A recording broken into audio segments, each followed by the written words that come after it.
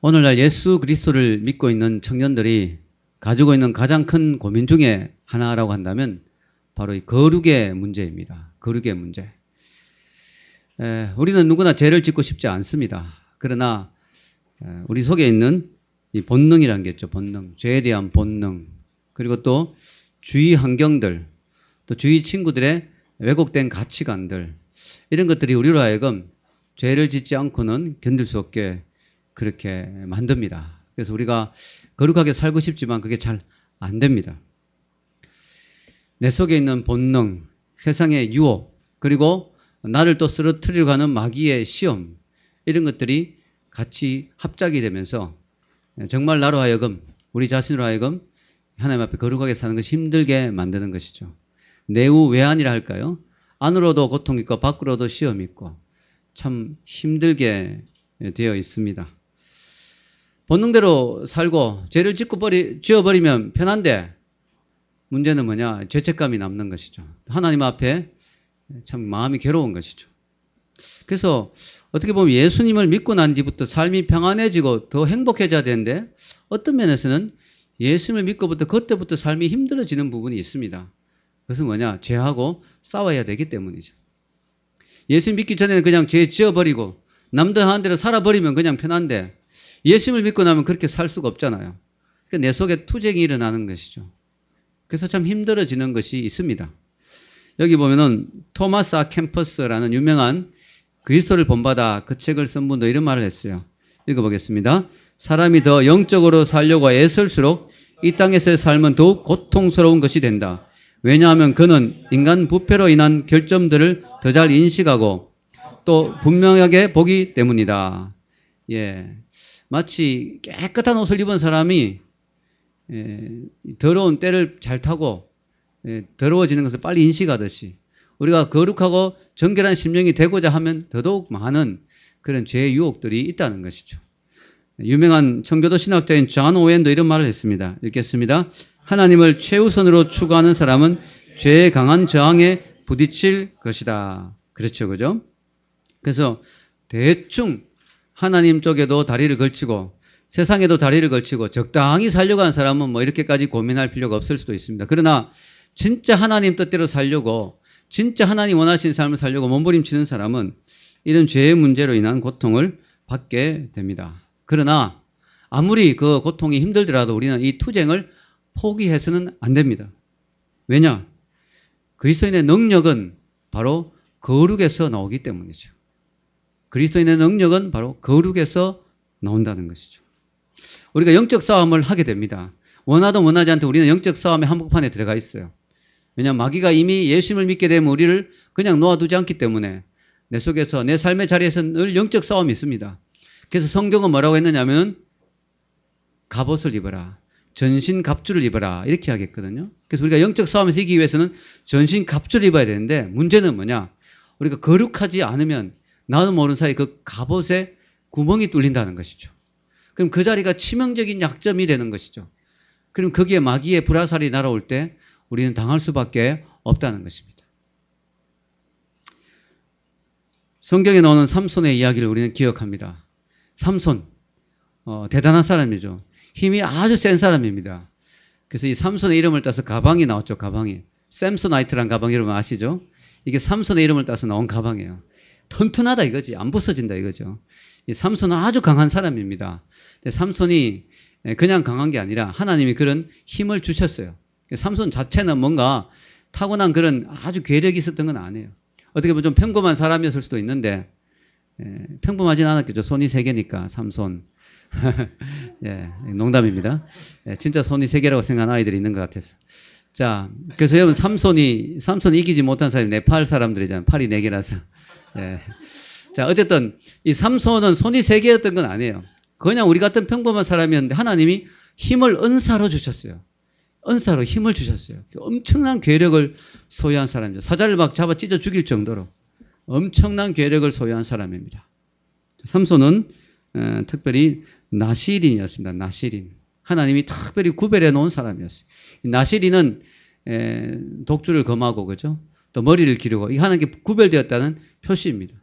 하나님 앞에 자기가 구별된 삶을 살겠다고 서원한 사람이에요.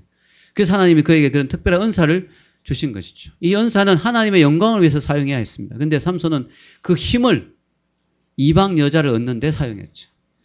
그의 힘, 그의 능력을 가지고 하나님의 영광을 위해서 쓰기보다는 자기의 정욕을 채우고 자기의 욕심을 채우는데 그 힘을 사용했습니다. 그러다가 삼손을 몰락시킨 한 여인을 만나게 되죠. 그 여인의 이름은 들릴라입니다. 들릴라. 여러분, 이 여인은 이방 여자인데 삼손을 진짜 사랑한 게 아니었죠. 진짜 사랑했다면 삼손을 보호하고 지켰을 텐데 그는 삼손을 그냥 이용했을 뿐입니다. 삼손과 사귀게 되니까 이 들릴라를 이용해서 이 블레셋 사람들이 삼손의 힘의 비밀을 알아내고자 한 것이죠. 그래서 들릴라에게 많은 물질을 주면서 유혹을 했습니다. 삼손의 힘의 비밀을 알아와라. 그러면 이 모든 재물을 너에게 주겠다. 그래서 들릴라가 삼손에게 이야기합니다. 당신의 힘의 비밀이 뭡니까? 그래서 삼손이 쉽게 이야기할 수가 없죠. 그거 뭐 모른다고, 이야기할 수 없다고. 그러니까 자꾸 쪼르는 거죠. 그러니까 삼손이 할 수 없이 거짓말을 합니다. 내 몸을 꽁꽁 묶어주면 내가 힘이 사라질 거라고. 그래서 그 이야기를 했어요, 들릴라가. 그랬더니 삼손이 자고 있는데 블레셋 사람들이 와서 삼손의 몸을 꽁꽁 묶었습니다. 그 테스트를 해봤어요. 탁 숨어있고 들릴라에게 이야기하라고. 그 들릴라가 삼손에게 들릴락 말락하게 삼손, 지금 블레셋 사람이 온 것 같아요. 그러니까 삼손이 벌떡 일어나는 순간에 그 몸에 있는 그 엄청난 밧줄이 실타래 끊어지듯이 두두두두 끊어지는 거예요. 힘이. 그래서 이거 아니구나, 속았구나. 삼손이 말한 것이 거짓말이었구나. 이 탈론. 이렇게 몇 번 한 거예요, 몇 번을. 그래도 계속 삼손이 거짓말하니까 이 들릴라가 계속 삼손을 조르는 거죠. 삼손, 당신이 나를 사랑한단 말이 거짓말이었군요. 나에게 진실을 말하지 않는군요. 삼손, 언제 나에게 진실을 말할까요? 계속 조르는. 여러분, 남자들은요, 여자가 계속 조르면 견디지를 못합니다. 이게 남자들의 약점이에요, 이게. 여자가 계속 삼손, 나를 사랑하지 않는 것 같아요 하면서 계속 조르니까 삼손이 나중에 결국은 실토를 합니다. 사실은 내 비밀은, 내 힘의 비밀은 머리카락에 있다고. 이 머리카락 자체가 대단한 건 아니지만 하나님 앞에 구별된 표시라고. 그래서 나시린으로 서원해서 하나님 앞에 내가 머리카락을 기르고 구별되었기 때문에 하나님은 나에게 이런 능력을 주셨다고. 이걸 실토해버리고 만 거예요. 하나님과 삼손 사이의 그 비밀을. 삼손이 자는데 어떻게 됐을까요? 블레셋 사람들이 바리깡을 들고 온 거죠. 그러니까 삼손이 머리를 확 밀어버렸습니다. 삼손이 깨어났는데 더 이상 힘을 쓸 수가 없는 거예요. 성경이 이렇게 나오죠. 참 슬픈 모습입니다. 슬픈 구절이죠. 사사기 16장 20절 읽겠습니다. 들릴라가 이르되 삼손이여 블레셋 사람이 당신에게 들이닥쳤느니라 하니 삼손이 잠을 깨며 이르기를 내가 전과 같이 나가서 몸을 떨치리라 하였으나 여호와께서 이미 자기를 떠나신 줄을 깨닫지 못하였더라. 아멘. 너무 안타까운 모습이죠. 삼손은 옛날처럼 옛날의 영화를 기억하고 옛날의 그 자기의 능력을 기억하고 그대로 똑같이 했습니다. 몸을 떨쳤는데 더 이상 힘이 안 나오는 거예요. 평범한 사람이 돼버린 거예요. 그 이상 그에게 있던 엄청난 괴력이 사라져버린 거죠. 여러분, 우리가 기억해야 됩니다. 삼손은 능력이 있었던 것은 바로 그 하나님 앞에 자기를 구별하여 나시린으로 살았기 때문에 그런 능력이 주어졌던 것이기 때문에 삼손이 나시린의 됨을 포기하고 자기 정체성을 잃어버렸을 때 더 이상 그에게 하나님의 임재가, 하나님의 능력이 나오지 않았던 것이죠. 우리 기독교인으로서 세상에 빛과 소금의 영향을 미칠 수 있고 세상에 하나님의 임재를 드러낼 수 있고 하나님의 능력을 드러낼 수 있는 그 비결은 우리가 기독교인이라는 그 정체성에 있습니다. 근데 소금이 맛을 잃어버리면 밟히듯이 우리가 거룩을 잃어버리면 더 이상 우리는 기독교인이 아닌 거예요. 우리는 더 이상 하나님의 사람이 아닌 거예요. 그러면 뭐예요? 삼손처럼 우리가 몸을 떨치지만 더 이상 그런 능력은 나오지 않는 거예요. 이 얼마나 비극입니까? 이 얼마나 슬픈 일입니까? 찬양사역자로 유명한 시 집사님이 있었습니다. 1980년대 아주 유명한 분이었죠. 그분이 짓는 곡들마다 놀라운 히트를 하고 그분의 곡들은 많은 사람에게 감동을 주고 또 그분의 음악성은 탁월했습니다. 그리고 그분의 곡들은 너무나 영성이 있었습니다. 수많은 사람들이 그 곡을 들으면서 감동을 받고 눈물을 흘리고 인생이 바뀌었습니다. 그런데 어느 날 너무 충격적인 사건이 일어났죠. 그분의 친부인이 인터넷에 내 남편은 더 이상 한국교회를 위해서 사역할 수 없는 사람이다. 날마다 그런 죄를 뒤로 저지르면서 어떻게 한국교회 앞에서 사역할 수 있는가. 내가 남편이지만 그를 아끼는 마음으로 마지막으로 정말 그를 아끼는 마음으로 내가 이 사실을 폭로하지 않을 수가 없다. 그렇게 해서 그 부인이 인터넷에 남편의 모든 비밀을 다 폭로해버린 거예요. 다른 여자가 있고, 컴퓨터에 막 죄를 짓고, 막 포르노에 중독되고, 이런 것들을 막 다 까발리게 된 거죠. 그래서 그 사람이 사역이 완전히 무너진 것이죠. 그 이후 오랜 세월을 거쳐서 그는 재기를 했습니다. 많은 기도를 했겠죠. 그리고 또 변화되려고 몸부림쳤겠죠. 그리고 부인도 그를 받아준 것 같아요. 그래서 다시 그 회복이 돼서 이제 다시금 사역자로 활동을 합니다. 그리고 곡도 쓰고. 그런데 너무 놀라운 사실은 그때 그런 곡이 안 나오는 거예요. 그가 그 이후에 발표한 곡들이 몇 곡 있는데 전혀 그때하고 다른 거예요. 또 사람들도 별로 관심을 안 가지는 거예요. 그런 능력이 나오지 않는 것입니다. 정말 주옥 같은 곡들을 썼던 그분이 더 이상 그런 곡을 쓰지 못하는 분이 된 거죠. 왜냐? 하나님의 임재가 떠나버렸기 때문에. 회복은 되었고 천국은 가시겠지만 그러나 정말 안타까운 것은 하나님 부었던 그 놀라운 기름 부으심이 그의 사역에 나오지 않는 것입니다. 너무나 마음이 아픈 것이죠. 청년 사역으로 유명했던 제이 목사님. 목사님의 교회는 나날이 부흥했고 정말 놀라운 역사들이 일어났죠. 그의 책과 그의 말씀 사역이 수많은 사람들을 변화시키고 감동을 주었습니다. 그런데 그분이 불미스러운 일로 인해서 교회를 사임하게 되었습니다. 지금 어디 다른 교회를 또 다시 개척했다고 하는데 안타까운 것은 그때와 같은 영향력을 발휘하지 못하고 있는 거죠. 왜냐? 거룩을 잃어버렸기 때문에 하나님의 능력이 그의 삶에서 떠난 것입니다. 이 얼마나 안타까운 것입니까? 여러분, 하나님은 출애굽한 이스라엘 백성에게 가장 강조하고 가장 이야기한 것이 뭐냐? 바로 출애굽기도 있지만 레위기, 특히 레위기서에서 하나님 계속 강조하는 것이 바로 거룩입니다. 레위기서 11장 45절 같이 읽어보겠습니다. 나는 너희의 하나님이 되려고 너희를 애굽 땅에서 인도하여 낸 여호와라. 내가 거룩하니 너희도 거룩할지어다. 아멘. 하나님 백성에게 요구하는 가장 중요한 말씀은 바로 거룩하라는 것이죠. 나도 거룩하니까 너희도 거룩해라. 그래야 너희들이 나의 백성이라고 말할 수 있지 않겠느냐 하는 것입니다. 이스라엘 백성이 이제 가나안에 들어가게 됩니다. 가나안 땅은 완전히 오염되어 있는 곳입니다.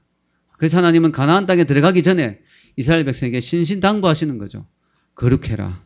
내가 거룩한 같이 너희들도 거룩해라고 이야기하시는 거죠. 하나님 우리에게 마찬가지 요구를 하실 거라고 생각합니다. 가나안 땅 이상으로 이 세상의 삶이 너무나 타락해 있습니다. 우리가 예배를 마치고 세상으로 나갈 때 하나님 우리에게 요구하시는 것은 뭐냐? 하나님의 백성답게 살아라. 거룩해라. 라고 요구하시는 것이죠. 거룩이라는 것은 뭐냐?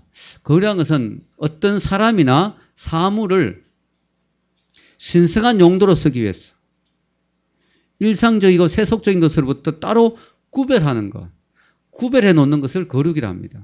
그래서 성경에 보면 똑같은 사람이라도 하나님의 일을 위해서 따로 구별해 놓은 사람을 거룩한 제사장, 거룩한 성직자, 또 거룩한 물건, 거룩한 그릇 따로따로 구별해 놓은 것. 그래서 그것을 위해서는 두 가지가 필요한 것. 하나는 더러운 것들로부터 구별되는 것이 필요합니다. 세상의 것들로부터 구별되는 것. 그리고 또 하나는 뭐죠? 하나님께로 하나님의 일을 위해서 하나님을 위해서 구별되는 것이 필요합니다. 그래서 우리는 세상으로부터 우리를 구별시켜야 되고 또 우리 자신이 하나님을 위해서 거룩한 산제사로 드려서 우리를 하나님의 의의 병기로 쓸 수 있도록 또한 구별시켜 놓아야 되는 것이죠. 여러분, 하나님 우리를 거룩하라고 요구하는 것은 부담이 아닙니다. 또 의무가 아닙니다. 또 제재가 아닙니다. 우리가 거룩하게 살라라고 하면 우리는 많이 부담스러워합니다. 젊은 사람들은. 왜냐? 나 마음대로 살고 싶은데 거룩하게 살라고 요구하면 나는 부담스럽다. 하나님은 그것이 우리 인생의 가장 축복인 것을 아시기 때문에 그것을 요구하시는 거죠. 하나님 우리를 만드신 분이지 않습니까? 우리가 오염되고 우리가 거룩하지 못하면 하나님께 쓰임받지 못한 것을 아시기 때문에 또 우리 인생이 행복하지 못한 것을 아시기 때문에 우리를 지키시고 보호하시기 위해서 우리에게 거룩하라고 요구하시는 것이죠. 성경에 보면은 야곱이 마지막 순간에 자녀들 위해서 축복 기도해주는 내용이 나옵니다. 그게 오늘 읽은 말씀인데요. 이스라엘 사람들에게는 특별히 그 아버지가 유언으로 남기는 말 되게 중요합니다. 왜냐? 이 아버지가 단순히 아버지가 아니거든요. 족장이고 하나님의 제사장이거든요. 그래서 그에게는 축복할 수 있는 권한이 있었고 자녀들 위해서 예언 기도를 할 수 있었어요. 아버지가 자녀들 위해서 다 축복하고 싶죠. 그러나 이 아버지의 기도는 그냥 하는 기도가 아니에요. 하나님의 영에 감동돼서 하기 때문에 자기가 하고 싶다고 그 말이 나오는 게 아니에요. 하나님 주시는 말씀을 자기도 모르게 하게 되는 거죠. 그런데 오늘 성경에 보면은 이 르우벤이라는 사람이 나오죠. 르우벤은 야곱의 첫째 아들이었습니다. 첫째 아들. 이 장자. 특히 이스라엘에서 장자라는 것이 엄청난 자리입니다. 왜냐하면은 장자는요, 아버지의 그 유산을 2배로 물려받는 2배의 축복, 더블 블레싱을 받는 그런 자리에 있는 것이 장자거든요. 참고로 제가 장자입니다. 삼형제 중에 장자인데 신약시대에 와서는 별 의미가 없어요. 왜냐? 성경에 먼저 된 자가 나중되고 나중된 자가 먼저 된다고 됐기 때문에 신약시대에서는 장자로 뭐 되는 게 아닙니다. 주님을 더 뜨겁게 더 열심히 섬긴 사람에게 더 많은 축복이 갈 줄로 믿습니다. 교회에 먼저 나왔다고 되는 게 아니에요. 나중에 나오다 더 열심히 뜨겁게 믿으면 더 큰 축복이 오는 거예요. 근데 구약시대에는 장자는 그 자체로 이미 따고 들어가는 거예요. 그 자체로 점수를 따고 들어간 것입니다. 장자는 기본적으로 축복이 2배입니다. 그런데 오늘 르우벤을 보면 놀라운 이야기를 합니다. 2배의 축복을 약속하지 않고 오히려 축복의 절감, 축복의 그 감소를 이야기합니다. 여기 보면요. 야곱이 르우벤에게 이렇게 이야기합니다. 한번 읽어보겠습니다. 여기 보면 위에 나오죠. 창세기 49장 3절에서 4절을 읽어보겠습니다. 3절에서 4절 읽겠습니다. 르우벤아, 너는 내 장자요, 내 능력이요, 내 기력의 시작이라. 위풍이 월등하고 권능이 탁월하다마는 물의 끓음 같았은즉 너는 탁월하지 못하리니 내가 아버지의 침상에 올라 더럽혔음이로다. 그가 내 침상에 올라왔었도다. 아멘. 도대체 르우벤이 어떻게 했길래 이런 이야기를 듣느냐. 르우벤은 그 자체는 탁월한 사람이에요. 여기 나오죠. 위풍이 당당하고 월등하고 권능이 탁월한 이 사람 자체 인간적으로 볼 땐 탁월한 사람이에요. 아주 뛰어난 인물이었던 것 같아요. 그런데 문제는 뭐냐? 탁월하지 못하리니. 왜냐? 아버지의 침상에 올랐다. 아버지 침대에 누울 수도 있지. 우리 아이들도 자주 제 침대에 눕는데 그걸로 그냥 탁월하지 못하다 이러면 안 되잖아요. 여기에는 비밀이 있죠. 뭐냐면은 이 야곱에게는 부인이 많았잖아요. 근데 그 중에 비라라는 여자가 있었습니다. 이 비라가 일종의 그 르우벤에게 있어서는 자기 아버지의 첩인데 어떻게 보면 자기 아버지의 부인인데 자기에게는 어떻게 보면 어머니 역할을 할 수 있는 사람인데 서모라 하죠. 서모하고 통간을 해버린 거예요. 이 비라가 서모하고 자버린 거예요. 아버지 침상에 올라가서 서모하고 자버린 거죠. 이 아버지 침상이라는 것은 바로 아버지 자리에 자기가 가버린 거죠. 너무 큰 죄를 지은 것이죠. 그래서 르우벤을 그는 탁월하지 못하다고 앞으로 큰 복을 받지 못할 거라고 이야기를 하는 것입니다. 이 르우벤의 성격을 한마디로 표현하면 여기 야곱이 이렇게 표현합니다. 물이 끓음 같았다.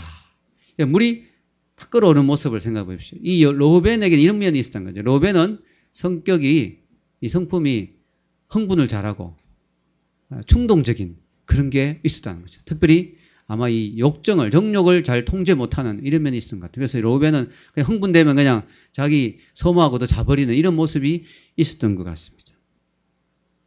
여러분, 이스라엘 역사를 살펴보면 르우벤 지파에서 한 번도 왕이나 사사나 선지자가 나오지 못했어요.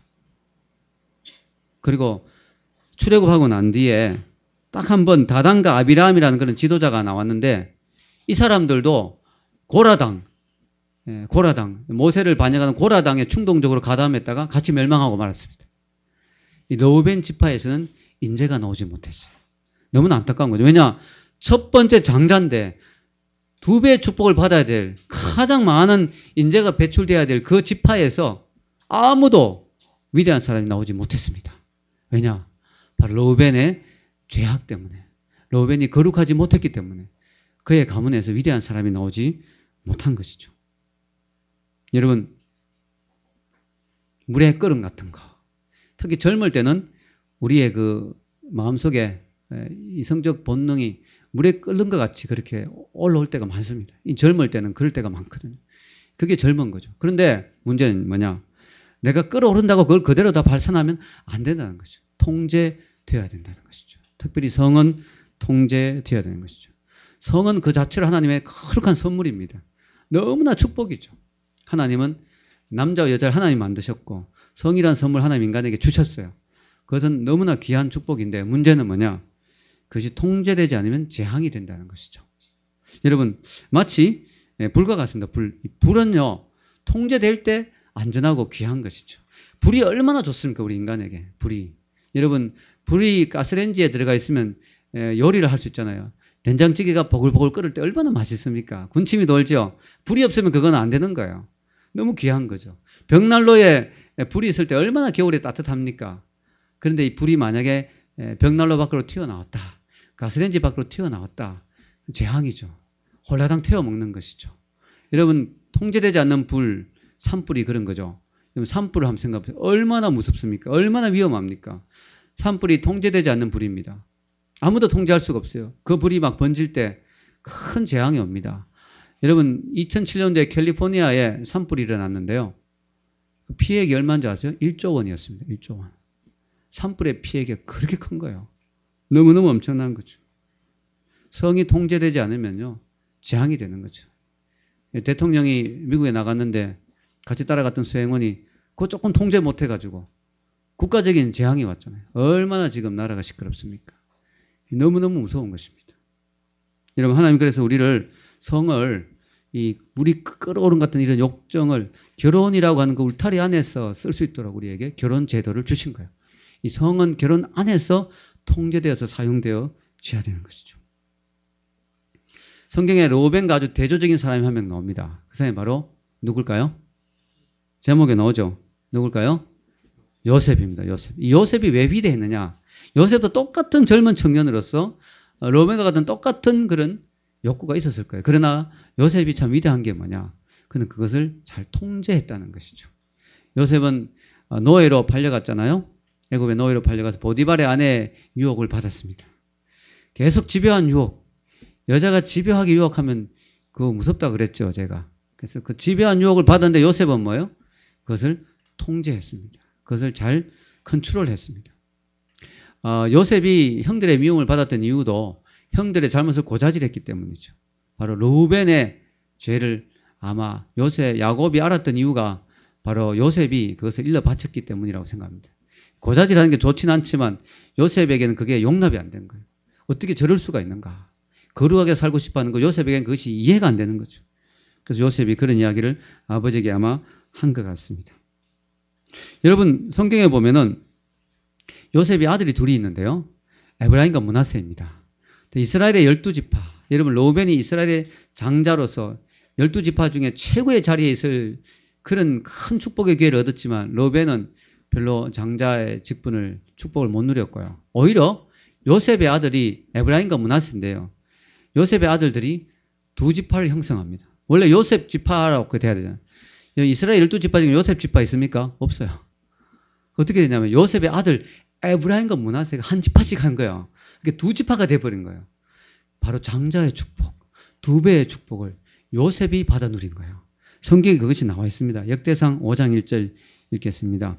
이스라엘의 장자 르우벤의 아들들은 이러하니라. 르우벤은 장자라도 그의 아버지의 침상을 더럽혔으므로 장자의 명분이 이스라엘 아들 요셉의 자손에게 돌아가서 족보의 장자의 명분대로 기록되지 못하였느니라. 아멘. 이스라엘은 12지파인데요. 12지파인데 레위 지파는 제사장 지파이기 때문에 기업이 분배되지 않았거든요. 그러니까 11지파 된 거예요. 그래서 거기에 요셉의 아들이 두 명이 에브라임 지파, 므낫세 지파가 돼서 기업을 다 분배받았어요. 그러니까 두 배의 축복을 받은 것이죠. 레위 지파는 왜냐하면은 각 지파들 속에 흩어져 들어갔어요.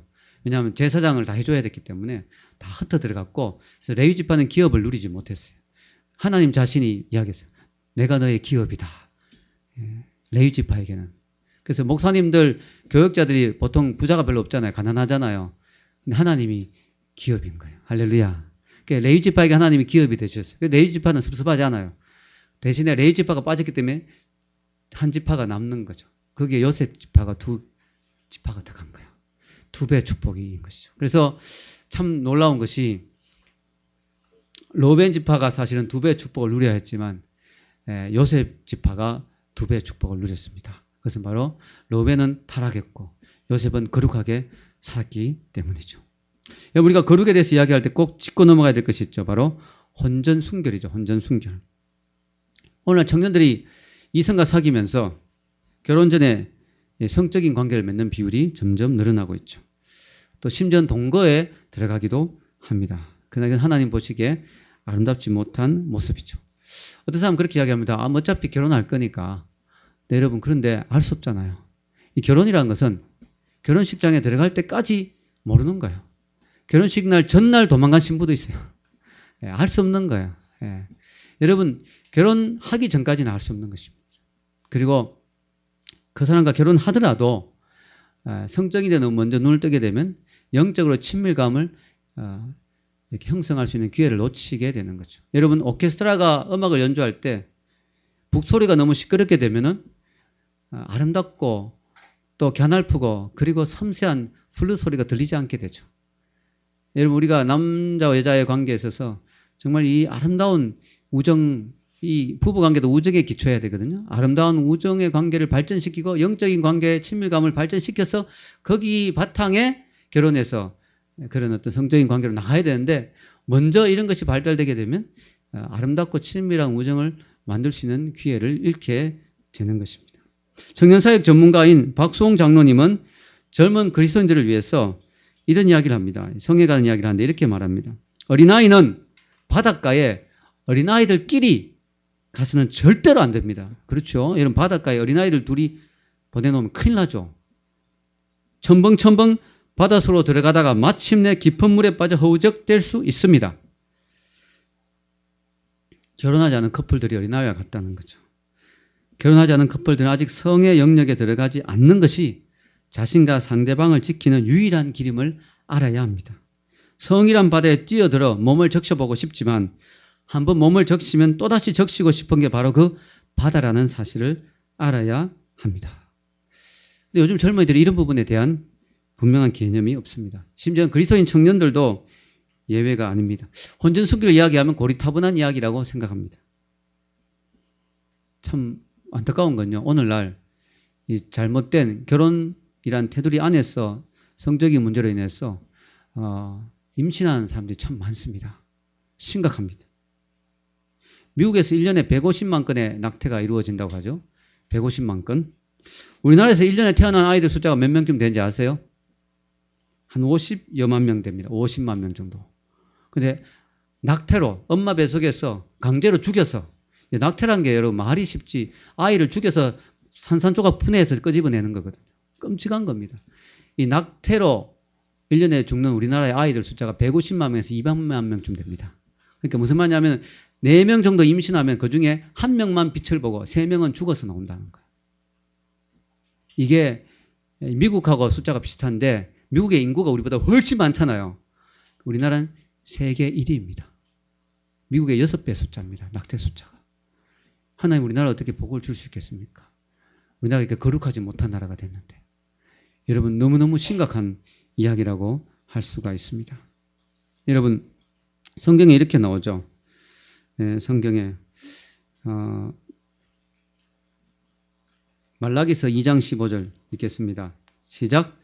그에게는 영이 충만하였으나 오직 하나를 드렸느니 어찌하여 하나만 만드셨느냐. 이는 경건한 자손을 얻고자 하심이라. 그러므로 내 심령을 삼가 지켜 어려서 맞이한 아내에게 거짓을 행하지 말지니라. 아멘. 하나님이 영이 많다. 하나님은 인간의 영혼을 많이 소유하고 있다. 그래서 한 사람과 한 사람을 만들어요. 성경은 아담과 하와 딱 두 사람만 만들었잖아요. 하나님이 영이 많이 남아 돌아가는데 인간을 충분히 더 만들 수 있는데 왜 아담에게 한 여자만 주었느냐. 아담에게 한 10명 정도 여자 주었으면 아담이 더 행복하지 않았겠는가. 일부 다처 좋아하는 사람이 있는데요. 일부 다처 좋아하면 다칩니다. 일부가 다칠 수가 있습니다. 여러분, 일부 다처 좋은 거 아닙니다. 여러분, 어떤 사람이 일부 다처를 좋아했는데 결혼해서 살고 났는데 이렇게 이야기했대요. 하나님이 일부 일처로 한 것이 얼마나 감사한지 모르겠다. 여러분, 쉽지 않죠. 여러분, 성경에 보면 아브라함도 여러 명의 여인을 가져서 막 힘들어 하잖아요. 야곱도 평생 그 가정이 골치 아팠습니다. 여자가 많아가지고. 좋은 게 아닙니다. 여러분, 하나님이 왜 그렇게 한 사람에게 한 여자를 주셨느냐? 경건한 가정을 이루게 하기 위해서. 그래서 경건한 자녀를 얻게 하기 위해서. 우리가 이 성적인 부분에서 결혼이라는 테두리 안에서 잘 사용해야 되는 것은 바로 경건한 자녀를 얻기 위해서죠. 그래서 여러분, 여인은 두 가지를 갖추고 있어야 돼요. 바로 매력과 정숙함입니다. 이 두 가지가 같이 가야 됩니다. 매력이 있어야 돼요, 여자는. 그래야 남자가 끌리지. 그죠? 매력이 있어야 돼요, 여자는. 그래서 남자로 하여금 어떤 값을 치르더라도 그 여인을 위해서 모든 걸 희생하게 만들어야 되는 거예요. 예. 남자들 그렇잖아요. 결혼하면 모든 돈 번 거 다 여자 갖다 주잖아요. 그 여자의 매력에 끌려서 그렇게 되는 거예요. 그러니까 동시에 뭐예요? 정숙함이 같이 있어야 되죠. 그렇게 해야만 그 남자가 여자를 사랑하되 육체적인 모험으로 치닫지 않고 영혼의 관계로 아름다운 관계를 발전할 수 있는 것입니다. 여러분, 하나님은 경건한 가정을 통하여 놀라운 일들을 하십니다. 이것을 보여주는 흥미로운 이야기가 있죠. 18세기에 조나단 에드워즈라는 사람이 있습니다. 이분이 하나님을 잘 믿던 사람인데요. 그의 동네에 같이 자랐던 친구 중에 맥스 주크라는 사람이 있었습니다. 이 사람은 하나님을 전혀 안 믿던 불경건한 사람이었습니다. 타락하고 술 잘 마시고 막 그렇게 함부로 살았던 인생이었습니다. 두 사람이 각각 결혼합니다. 조나단 에드워즈는 하나님 잘 믿는 여인과 결혼했습니다. 맥스 주커는 자기처럼 하나님을 막 싫어하고 그런 여인과 만나서 결혼을 했습니다. 그리고 가정을 이루었는데요. 누군가가 20세기까지 그들의 가문을 추적해 봤습니다. 하나님을 잘 믿는 가정, 하나님을 전혀 인정하지 않는 가정, 이 두 가정의 자녀들이 앞으로 어떻게 됐을까? 20세기까지. 이 사람들이 18세기 사람이니까 한 200년 정도 가계를 추적해 봤어요. 놀라운 결과가 나왔습니다. 맥스 추커의 자손 가운데 유아로 사망한 아이들이 309명이었습니다. 직업적 거지가 310명이었습니다. 방탕하게 살다가 육체적으로 질병이 들고 성병이 들어서 죽은 사람이 440명이었습니다. 130명이 각각 평균 13살 때 교도소에 가게 됩니다. 그중에 7명은 살인죄로 수감되었습니다. 알코올 중독자는 100명이 넘었고 60명은 상습적인 도둑이 되었습니다. 직업적으로 몸을 파는 장녀가 190명이 나왔습니다. 맥스 주커의 자손들은 미국 정부에 150만 달러 이상의 큰 손해를 끼쳤습니다. 이 사람들 감옥에 넣고 뭐 관리하고 이런다고 하면 돈이 엄청나게 미국 정부에서 돈이 많이 나갔죠. 한편 조나단 에드워즈 자손들을 조사해 봤습니다. 그들 가운데 14명이 대학 총장이 되었습니다. 대학 교수가 100명이 넘게 나왔습니다. 100명 이상의 법률가가 나왔습니다. 그중 30명이 판사가 되었습니다. 작가 및 저술가가 60명, 의사가 60명, 목사, 선교사, 신학교수가 300명이 넘게 나왔습니다. 이 가족으로부터 미국의 위대한 거인들이, 산업계의 거인들이 많이 탄생했습니다. 미국 국회의원도 3명이 나왔고 심지어는 미국 부통령도 1명 나왔습니다. 조나단 에드워즈의 자손 가운데 어느 한 사람도 미국 정부에 해를 끼치거나 손해를 끼친 사람이 없었습니다. 너무 극단적인 비교일 수도 있겠지만 너무 차이가 나지 않습니까? 우리가 어떤 가정을 이루어야 될 것인가, 어떤 자녀들을 키워야 될 것인가, 아주 중요한 것이죠. 부부가 경건하게 기도하며 말씀으로 자녀를 잘 양육할 때 하나님이 그 가정에 놀라운 축복을 주시는 것입니다. 이 말씀을 듣는 분들 가운데 그런 생각이 드는 분이 있을 거예요. 그럼 나는 어떻게 할까? 나는 옛날에 사귈 때 모르고 선을 넘어버렸는데, 나는 이런 부분에서 자유롭지 못한데, 나는 거룩하지 못한데, 나는 그러면 소망이 없는가? 나는 어떻게 해야 되는가? 여러분, 우리에게는 소망이 있습니다. 왜냐? 우리에게는 주님이 계시기 때문이죠. 예수 그리스도의 보혈은 어떤 죄도 용서할 수 있습니다. 아멘입니까? 예수님 우리의 모든 잘못들, 우리의 부족한 부분을 다 용서할 수 있습니다. 다만 중요한 것은 우리가 깨달았다면 변화가 필요합니다. 제 후배 중에 인도 선교사로 있는 분이 있습니다. 저에게 오셨던 분이죠. 여러분 기억하시죠? 그 형제가 대학교 때 예수님을 믿지 않았습니다. 그리고 어떤 자매를 사귀게 됐어요. 그 어느 날 저에게 이야기했습니다. 선배님, 저 이제 동거 들어갑니다. 제가 깜짝 놀라가지고 무슨 소리냐고. 동거하면 안 돼. 그래도 해야 되겠습니다. 그때 그 친구는 예수님을 믿지 않았던 때였습니다. 제가 말릴 수가 없었어요. 어떻게 하겠어요? 자기 인생인데. 그 친구는 고아였습니다. 그리고 있을 때가 마땅치 않았어요. 그러다가 한 자매를 사귀게 됐는데, 이 자매도 시골에서 올라온 자매인데 작치하고 있었습니다. 있을 때가 마땅치 않고 해서 짐을 싸들고 자매 방으로 갔습니다. 그리고 그때부터 동거를 시작했습니다. 저는 많이 안타까웠습니다. 이 형제가 꼭 하나님을 알아야 될 텐데, 이 자매가 하나님을 알아야 될 텐데, 기도하는 가운데 하나님이 큰 은혜를 베푸셔서 이들이 예수님을 믿게 됐습니다. 예수님을 딱 믿고 나니까 그들 제가 교회를 인도했죠. 그리고 제 마음에 딱 드는 생각이, 이들이 동거를 좀 청산했으면 좋겠다. 근데 차마 제 입으로 너 동거 죄다, 동거 그만둬, 이렇게 말을 못 하겠더라고요. 그때 하나님 저에게 지혜를 주셨어요. 아주 작은 소책자인데 월터 트레비시라고 하는 아주 유명한 미국의 가정사역자가 쓴 책입니다. 파란 불꽃 허락하신 사랑을 찾아서, 그런 책인데요. 최근에 그 책이 다시 개정되어서 나왔어요. 사랑하면 배워야 할 감정입니다. 이런 제목으로 책이 나왔는데요. 어쨌든 이 책이 참 좋아요. 소책자인데 사랑하면 배워야 할 감정입니다. 이 책을 제가 그냥 아무 말 없이 그냥 주었습니다. 내가 선물할 책이 하나 있다 하면서 딱 주었는데 이 친구가 버스를 탁 타고 가면서 그 책을 읽는데 나중에 제게 이야기하기를 하염없이 눈물이 나더라는 거죠. 이 책은 그리스도인의 데이트와 성과 결혼에 대해서 써놓은 책인데요. 짧은 책이지만 강력한 메시지가 있는 책입니다. 이 책을 보면서 이 형제가 스스로 깨달은 거예요. 그 이 책을 자매에게 준 거예요. 그 자매도 읽은 거예요. 놀라운 일이 일어났습니다. 두 사람이 동거를 청산하고요. 이 자매가 그 책을 읽고 난 뒤에 어떤 일을 했느냐. 이 자매의 반응이 너무 놀라운 거예요. 초신자잖아요. 교회 나온 지 얼마 안 된 자매인데 바로 짐을 싹 싸가지고 바로 그 집에서 나와서 택시를 탔습니다. 그리고 택시 기사에게 아저씨 이 지역에서 가장 힘들고 불쌍한 사람이 있는 곳으로 나를 태워주세요. 그래서 택시 기사가 어디 태워줬냐 이 자매를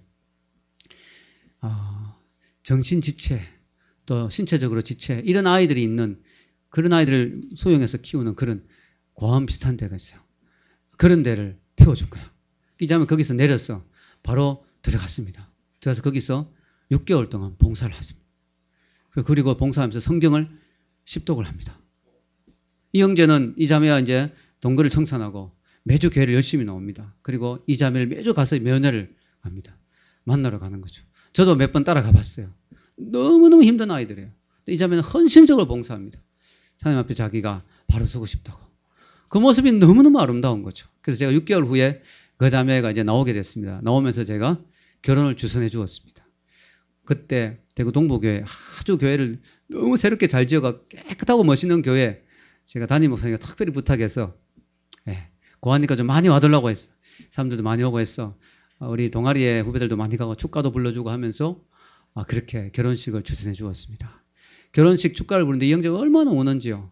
얼마나 우는지. 여러분 그리고 그들이 아름답고 떳떳한 부부가 되어서 지금 인도의 선교사로 주님 앞에 헌신하고 놀라운 사역들을 하고 있습니다. 여러분 예수님은 가늠한 여인에게 가늠했다고 정죄하지 않았습니다. 벌 주지 않았습니다. 다만 가서 다시는 죄를 짓지 말라고 말씀하셨어요. 우리가 오늘 이 말씀을 듣고 깨달았다면 우리 삶에 그런 부분이 있다면 지나간 것은 하나님 묻지 않으실까요?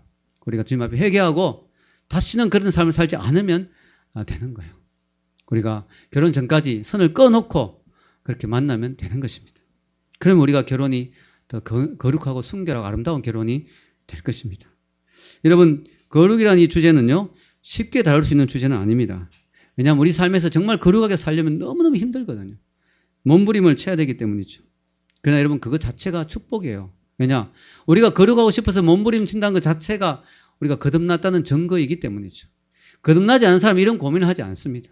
우리가 거듭났기 때문에 하나님의 사람이기 때문에 이런 고민을 하게 되는 거죠.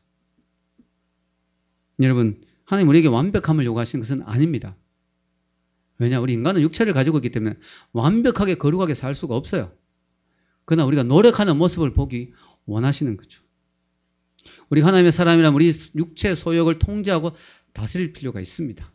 자, 이걸 비유로 설명하면 집으로 설명할 수 있겠습니다. 여러분 누구 집에 이렇게 가볼 때 깨끗한 집이 있고 더러운 집이 있죠. 이 집은 참 깨끗하다 싶은 집이 있고요. 이 집은 좀 그렇다 싶은 집이 있죠. 그러면 깨끗한 집과 거룩한 집의 차이는 뭘까요? 쓰레기가 있다 없다 차이일까요? 여러분 쓰레기가 없는 집은 없어요. 여러분 인간이 살면 다 쓰레기가 나오게 돼 있어요. 그렇죠? 그죠? 쓰레기는 반드시 나오게 되어 있습니다. 그런데 깨끗한 집과 깨끗하지 않은 집의 차이는 뭐냐면 깨끗한 집은 쓰레기가 있지만 쓰레기통에 들어가 있는 거예요. 더러운 집은 쓰레기가 아무데나 널려 있는 거예요. 그게 차이예요. 사람도 마찬가지예요. 거룩한 사람과 그렇지 않은 사람의 차이가 거룩한 사람 죄가 하나도 없다 아니에요. 거짓말. 죄가 하나도 없다면 사기예요. 거짓말이에요. 죄가 다 있어요. 그런데 거룩한 사람은 그 죄가 쓰레기통에 들어가듯이 내 마음의 한 구석에 통제되어지고 다 쓰러지고 있는 거죠. 내 속에 죄가 있지만 그것이 함부로 노출되지 않고 함부로 드러나지 않고 다 쓰러지고 있는 거죠. 거룩하지 못한 사람은 뭐냐? 내 속에는 욕망대로 그 욕망대로 따라가고 사는 거죠. 그 차이입니다. 여러분 캠벨 몰간은 그런 말을 했습니다. 이거 읽겠습니다. 캠벨 몰간 시작. 거룩함은 아예 유혹을 받지 않는 게 아니라 유혹을 극복하는 능력이다. 예, 거룩함이란 것은 아예 유혹을 받지 않는 능력이 아니에요. 어떻게 아예 유혹을 안 받을 수 있겠어요? 그러나 그것을 통제하고 다스리고 그것을 극복하는 그런 능력이에요. 여러분, 육체의 욕구가 강하더라도 그걸 당연시하면 안 되는 거죠. 성령의 소욕을 따라가기 위해서 몸부림칠 필요가 있습니다. 갈라디아서 5장 16절에 이런 말씀이 있죠. 읽겠습니다. 내가 이르노니 너희는 성령을 따라 행하라. 그리하면 육체의 욕심을 이루지 아니하리라. 아멘. 사탄이 우리에게 주는 거짓말이 있어요. 육체의 욕구, 이거 누구나 갖는 거고 당연한 거, 어쩔 수 없는 거야. 너는 이렇게 살도록 운명 지어져 있어. 너는 이렇게 죄를 짓고 살 수밖에 없어. 육체의 욕구대로 살 수밖에 없어라고 거짓말합니다. 그리고 육체의 욕구를 채우면 욕구 해소될 것 같이 이야기합니다. 그러나 그렇지 않습니다. 바닷물을 마시는 것 같습니다. 목이 말란다고 바닷물을 마시면 더 목이 마르죠. 더 갈증이 생깁니다. 마찬가지로 우리가 육체의 욕구대로 따라가면서 살면 시원해지고 해결될 것 같아도 더 큰 욕구들이 자꾸 찾아오고 더 통제될 수 없는 욕구들이 나를 사로잡습니다. 그러나 힘들지만 그 육체의 욕구대로 따라가지 않고 자꾸 성령의 소욕을 따라가려고 몸부림치고 애쓰다 보면 점점점 성령의 소욕이 나를 지배하게 됩니다. 그러면 그때부터 죄를 짓지 않을 수 있는 능력이 생기게 되는 거죠. 예를 들어 담배를 처음에 끊으면 얼마나 힘듭니까? 담배의 욕구가 엄청나죠. 그러나 그것을 당연시하고 계속 담배를 피우다 보면 계속 담배 중독이 돼서 체인 스모커가 되죠. 그러나 담배의 욕구를 자꾸 이겨내고 자꾸 담배 피우고 싶을 때 껌을 씹고 찬양을 부르고 기도하고 하다 보면 나중에 어떻게 돼요? 담배의 욕구가 거의 나를 지배하지 못하게 됩니다. 저도 옛날 담배를 하루에 2갑씩 피웠다 그랬잖아요. 근데 담배를 안 피운 지 지금 벌써 거의 한 30년 가까이 됐죠. 그죠? 그러니까 어떻게 되느냐? 지금 담배 욕구가 거의 없습니다. 제가 나 목사인데 담배 안 피워야 되는데 어떡하지? 너무 괴로워. 이게 아니거든요. 하나님이 그것을 이겨낼 수 있는 힘을 주시는 거죠. 여러분, 14세기의 공작이었던 레이널드 3세라는 사람이 있습니다. 이 레이널드 3세는요, 먹기를 아주 즐기는 식탐이 아주 심한 사람이었습니다. 너무너무 먹는 걸 좋아하는 사람이었어요. 근데 이 사람이 몸집이요, 엄청나게 컸습니다. 왜? 너무 먹는 걸 좋아하니까. 근데 이 사람의 동생이 에드워드라는 사람이 있었어요.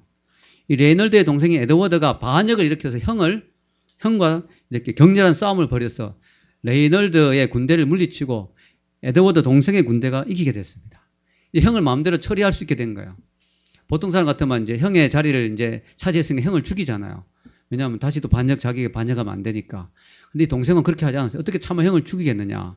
형을 그냥 뉴커크라고 하는 그 성에 방을 하나 만들어서 거기 형을 그냥 곱게 모셔놓았어요. 이 방에는 지키는 사람이 없었습니다. 또 열쇠도 없고 자물쇠도 없고 아무것도 없어요. 그냥 방문도 있었어요. 얼마든지 나올 수가 있습니다. 다만 문제는 뭐냐. 그의 몸집에 비해서 방문이 좁았습니다. 근데 그의 몸집은 이만한데 방은 요 정도. 보통 사람은 들락날락 할 수 있었어요.